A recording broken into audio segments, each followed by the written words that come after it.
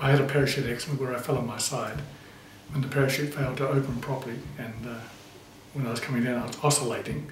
That means the parachute was swinging from side to side, a bit like a pendulum, and I wasn't able to stabilise it, and I landed on my right side, and the result was I broke my wrist, my elbow, my shoulder and my legs.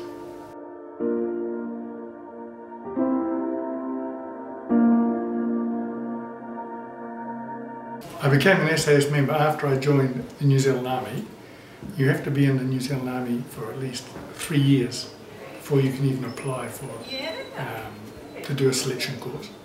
And so I became an SAS member in 1965. When I first went in, everyone is a trooper. It's probably the lowest rank in the Army. It's like being a private, but they call you troopers in the SAS. And I rose to the rank of sergeant in my active service time. Yeah. It was very hard, and it was meant to be very hard.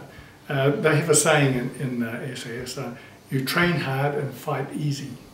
So that basically comes down to the fact that the more you practice, the better you get at what you do.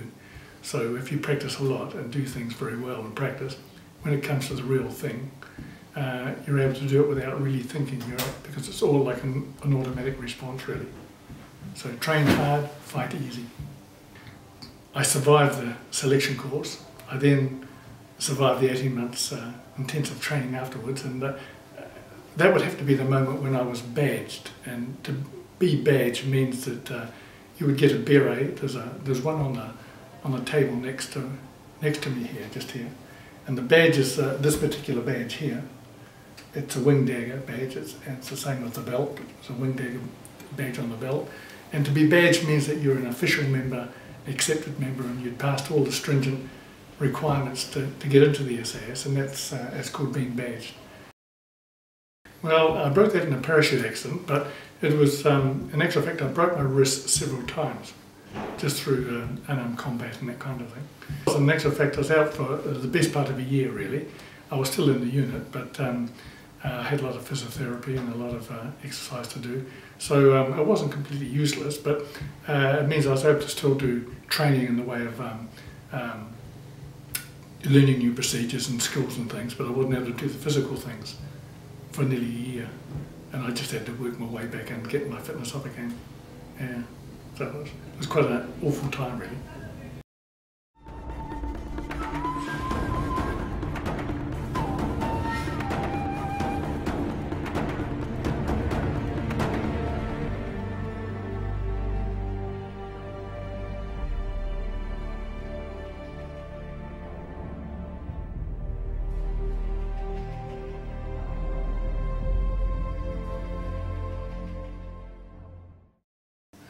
So most of the work was behind enemy lines, as you can say. Yeah. Sometimes you'd be away for 6 weeks, sometimes be away for 3 weeks, sometimes even a week. But most of the tasks we were asked to do were actually quite long-term tasks. I was there actually 18 months. If you go into an observation position, and we did quite a lot of that work, we'd go into an area and find the object that we were asked to observe, and it's called a recce. You could stand in a prone position for at least 5 hours to be able to learn to control itching and scratching, because when you're in dangerous areas like that, the enemy are watching you as much as you're watching them, and you don't know where they are. So if you go near any camps that they have or any objects where they're involved in, they're bound to have people looking through binoculars at the bush trying to see branches that move, things like that, see any movement of any kind. So observation is it's quite a painful task to do in actual fact. If you want to go to the toilet, you have to go in your pants, simple as that. You can't just take a toilet break and crawl away or something like that, because it's quite as I said, it takes a long time to get into a prone position to observe. You have to crawl into that position, and that can take quite a long time as well. So to leave that position, you have to crawl back very, very slowly, and usually somebody comes and takes your place. So the whole manoeuvre of swapping observers is quite a lengthy thing to do, and all at the same time you're not allowed to give away your position, or we would say, or compromise your position.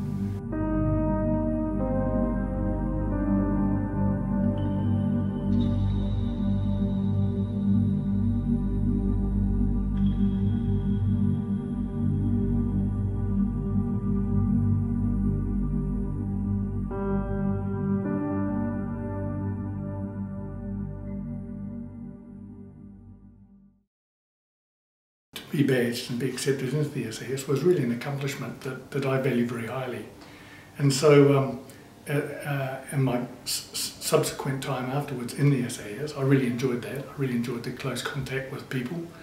I really enjoyed the fact that we got sent places that were always a bit of a surprise, and we were always going somewhere new. And the day-to-day training was pretty interesting as well. We were learning new skills all the time. So no, I don't think I changed it at all. I was just very fortunate to survive and to be injury-free, basically. Yeah.